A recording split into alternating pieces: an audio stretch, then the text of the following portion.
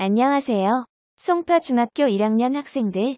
다시 만나서 반가워요. 지난 시간에 여러 가지 선과 재료에 대해 알아보고 기초선 연습을 개인 드로잉북에 다 해봤죠? 오늘은 소묘와 드로잉에 대해서 학습할 것입니다. 오늘은 다양한 드로잉에 대해 이해하고 직접 다양한 재료를 사용하여 드로잉을 할 수 있다. 를 학습 목표로 수업을 진행할 거예요.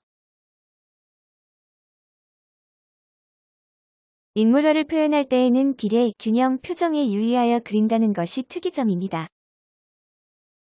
드로잉을 하기 전에 인물화의 종류에 대해 간단하게 알아봅시다. 크게 인물을 그리는 부위에 따라 자화상, 초상, 군상으로 나눕니다. 또한 인물의 자세에 따라 입상, 와상, 좌상으로 나눕니다. 자화상은 많이 들어봤죠? 자화상은 스스로의 얼굴을 그리는 그림으로 표정과 눈빛 등으로 감정과 분위기를 전달합니다. 지금 보이는 화가인 렘브란트는 자신의 일평생을 자화상으로 많이 남겼습니다. 그는 청년부터 노년에 이르기까지 본인의 삶과 생각이 그림에 표현되게 자화상을 많이 제작했습니다. 인생 후기에는 오직 스스로를 위한 자화상을 그리면서 자신의 내면을 탐구하고 사색하는 작품을 남겼습니다. 또한 자화상을 그린 대표적인 화가는 반 고흐, 프리다 칼로가 있습니다. 프리다 칼로도 반 고흐도 본인의 힘들었던 삶을 극복하고자 자화상을 많이 그렸는데요. 자화상은 결국 화가의 감정을 표현하고 극복하는 하나의 수단이 된 인물화 장르라고 볼 수 있습니다.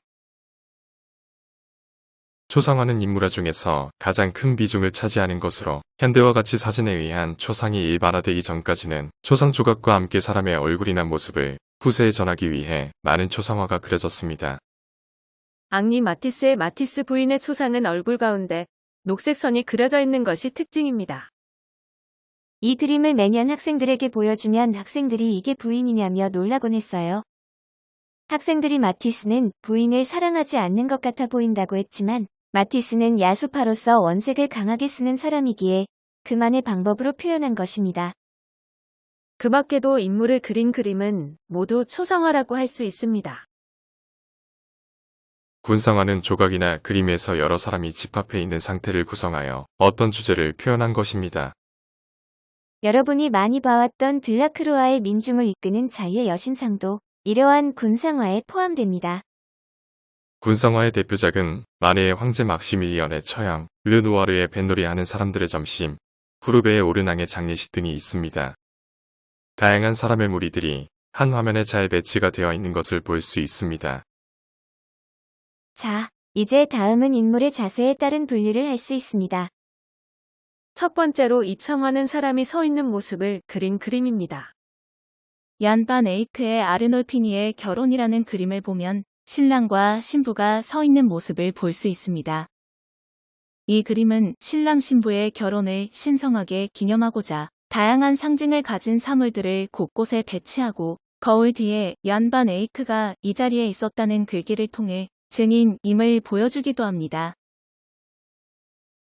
두 번째 와상화는 누워있는 모습을 그린 그림이에요. 마네의 옷을 입은 마야를 보면 마야가 누워있지요. 이런 것들을 와상화라고 하고 조각에서도 와상이라는 명칭으로도 쓰이고 불교에서 부처님이 누워있는 것을 와불이라고 하기도 합니다. 세 번째로 좌상화는 앉아있는 인물을 그린 그림입니다. 휘슬러의 회색과 검정색의 배치를 보면 작가의 어머니인 여성이 화면의 반대쪽을 보며 앉아있지요. 휘슬러는 공간을 생면으로 나누어 인물을 표현했습니다. 인물들의 다양한 자세를 배우는 인물화의 종류를 배웠습니다. 이제는 본격적으로 드로잉의 종류, 즉 소묘의 종류를 학습해 보겠습니다. 소묘는 단색의 색으로 물체의 형태를 그리는 그림이었지요. 드로잉도 소묘 안에 포함되는 개념입니다. 소묘의 종류는 스케치, 크로키, 정밀 묘사, 컨투어 드로잉, 블라인드 컨투어 드로잉, 제스처 드로잉 등이 있습니다. 지금부터 자세히 살펴볼게요. 스케치는 많이 들어들 봤죠. 보통 우리가 그림을 그릴 때 밑그림을 스케치라고 하는데요. 스케치는 대상의 형태나 분위기 등을 간략하게 나타내는 그림이라고 할 수 있어요. 이 그림은 드가의 스케치인데 드가가 주로 그렸던 발레 무용수의 모습이에요. 그림과 같이 스케치에 메모를 하기도 하고 서명을 남기기도 하고 채색하여 완성하는 작품의 밑그림이 되기도 하고 연습작이 되기도 합니다. 이건 드가뿐만이 아니라 어떠한 화가도 하나의 그림을 그리기 위해 수십 번, 수백 번 연습하기도 해요. 그래서 이러한 스케치도 하나의 작품이 되기도 합니다. 정밀묘사는 대상의 형태, 구조, 명암, 재질감 등을 세밀하게 표현하는 그림을 말합니다. 보기와 같이 실제와 거의 같은 크기, 질감 표현 및 색감 표현도 사실적으로 하는 그림을 말합니다. 크로키는 움직이는 대상의 동세와 특징을 빠른 시간에 간략하게 선으로 나타내는 그림입니다.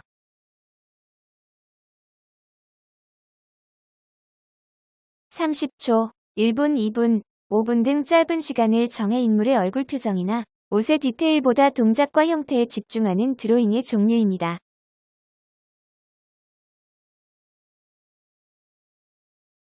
제스처 드로잉은 크로키와 비슷한 특징을 가졌습니다. 짧은 시간 안에 인물의 동작, 형태, 자세를 그리는 드로잉 기법입니다. 모델이나 인물의 동작, 형태, 자세를 제재로 한 소묘로 크로키와 다른 점은 그림과 같이 움직이는 동작 자체가 연결되어 있다는 점입니다. 컨투어 드로잉에는 그냥 컨투어와 블라인드 컨투어 드로잉이 있습니다. 컨투어 드로잉은 아웃라인 드로잉이라고도 합니다. 즉, 사물의 윤곽만을 따서 그리는 그림으로 처음부터 끝까지 선을 떼지 않고 그리는 그림을 들어봤나요? 그림을 한번 보면 어디서 시작되었는지 알 수 있나요? 찾기가 힘들겠지만 그래도 끊어진 선이 있는지 찾아보세요.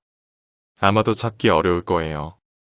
이 드로잉은 사물의 윤곽선을 먼저 보는 드로잉이기 때문에 전체의 큰 형태를 파악하기가 좋아요. 자, 마지막으로 블라인드 컨투어 드로잉입니다. 오프라인 수업을 하면 여러분이 제일 즐겁게 참여하는 드로잉입니다. 블라인드라는 단어의 뜻을 모두 다 알고 있지요? 맞아요. 장님이란 뜻도 있고 보이지 않는 가려진 이라는 뜻을 가지고 있지요. 눈을 가린 외곽선 드로잉, 왜 이런 이름을 붙였을까요? 이건 손과 눈의 협응력을 기르기 위한 드로잉입니다. 실제와 똑같이 그릴 필요도 없고요. 방법은 눈을 절대 그림을 그리는 종이에 두지 않고 대상에만 고정한 채 손만을 움직여 눈이 따라가는 것을 손이 그려내는 것입니다. 그래서 당연히 그림이 맞지 않고 우스꽝스러워질 수밖에 없을 거예요. 그게 당연하고 자연스러운 현상이니 처음부터 그림에서 손을 떼지 말고 대상만을 쳐다보며 연습해보세요. 컨투어 드로잉과 블라인드 컨투어 드로잉을 비교해보세요. 왼쪽과 오른쪽의 그림이 다르죠?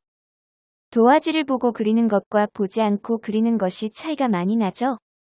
블라인드 컨투어는 당연히 못 그리게 보일 수밖에 없어요. 그러니 절대 도화지를 보지 말고 눈이 따라가는 부분을 손이 따라가는 것처럼 그려보세요. 꼭 인물이 아니더라도 사물 하나를 그려도 됩니다. 지금까지 다양한 인물화의 구분과 드로잉의 종류에 대해 알아보았어요. 계약 후에 여러분들이 직접 모델이 되어 이러한 드로잉을 그려볼 것이나 집에서 가족이나 주변 사물을 이용하여 한번 그려보세요. 아마 가족들과 배를 잡고 웃게 될 거예요. 다들 즐거운 드로잉 연습이 되길 바라며 오늘도 수고하셨습니다.